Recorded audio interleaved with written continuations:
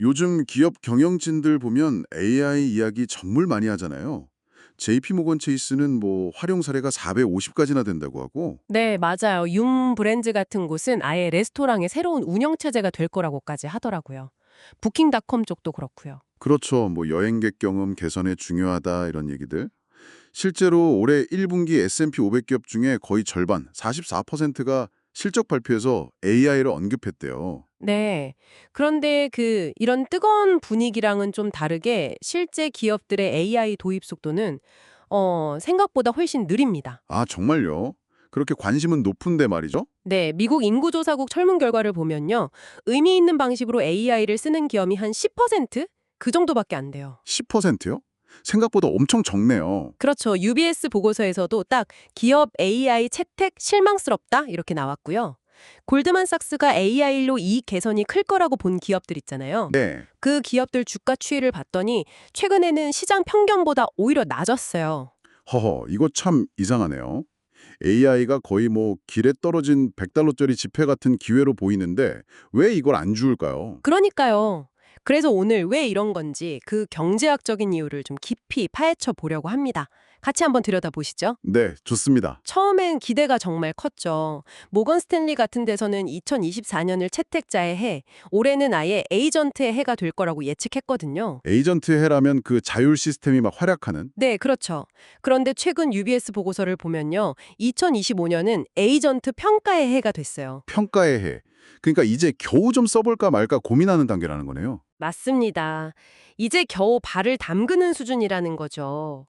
이게 단순히 뭐 데이터 통합이 어렵다거나 하는 기술적인 문제만은 아닌 것 같아요.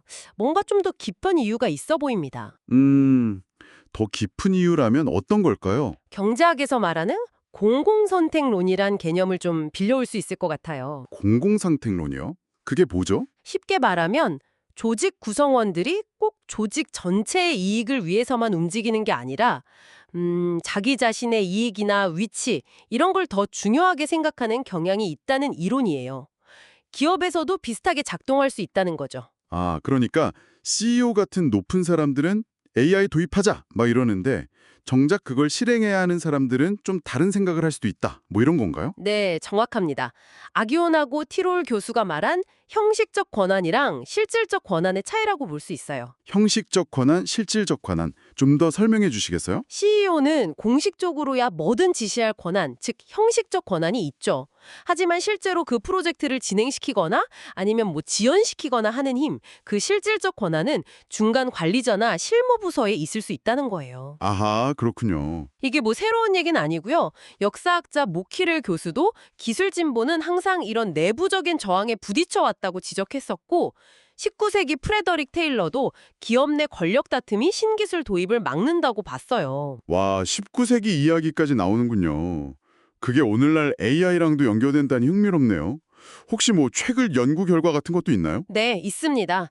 2015년에 파키스탄 축구공 공장에서 진행된 연구가 하나 있는데요. 축구 공공장이요? 네.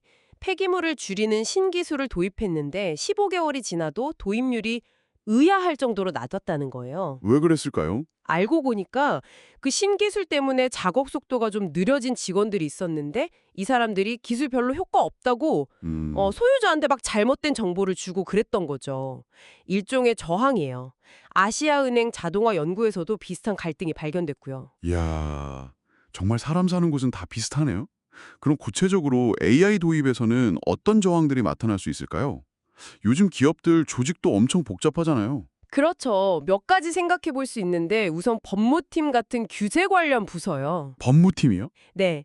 지난 10년간 미국 기업들 보면 사내 변호사 수가 전체 고용 증가율보다 훨씬 빨리 늘었거든요. 근데 이분들 역할이 주로 뭘 못하게 막는 거잖아요. 잠재적 위험 관리 차원에서. 아, 그렇죠. 리스크 관리. AI 모델이 만약에 잘못된 판단을 하면 그 책임은 누가 지냐? 아직 판례도 부족하고. 음. 그러니까 위험 부담 때문에 섣불리 도입하기를 꺼리는 거죠. 실제로 UBS 설문에서도 응답자 거의 절반이 규정 준수 및 규제 문제를 주요 장애물로 꼽았어요. 뭐 데이터 프라이버시나 뭐 차별 문제 이런 것도 있고요. 법무팀 입장에선 충분히 그럴 수 있겠네요.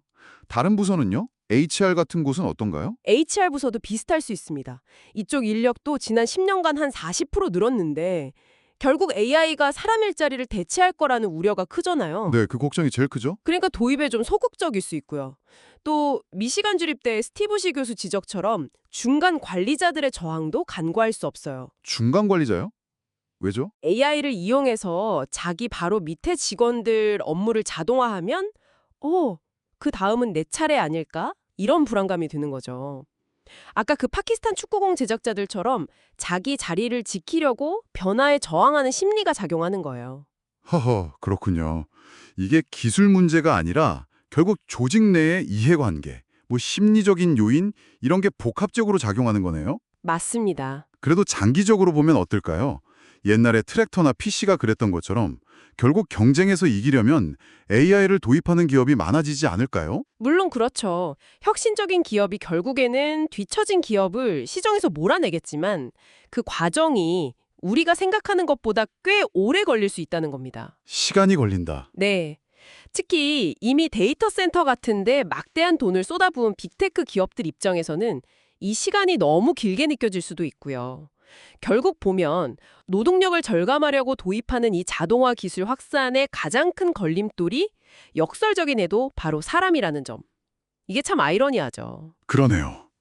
정리해보면 AI 도입이 더딘 이유가 단순히 기술적인 문제 때문만은 아니고 오히려 조직 내의 그런 복잡한 역학관계, 뭐 중간관리자, 법무팀, HR 이런 다양한 이해관계자들의 저항이나 우려, 또 약간의 관료주의 같은 것들이 얽혀있기 때문이라는 말씀이시군요. 네, 그렇습니다.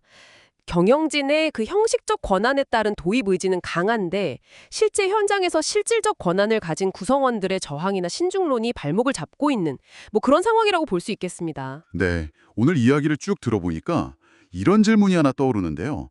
기업이 단순히 위에서 아래로 자, AI 도입합시다 이렇게 지시하는 것만으로는 이런 인간적인 저항을 넘어서기가 쉽지 않아 보이거든요. 그렇죠. 그렇다면 이런 내부 구성원들의 동기를 AI 도입 방향과 좀 자연스럽게 일치시키려면 기업들이 실제로 어떤 좀 창의적인 전략들을 고민해 볼 수 있을까요? 한번 이 질문을 여러분께서도 곰곰이 생각해 보시면 흥미로울 것 같습니다.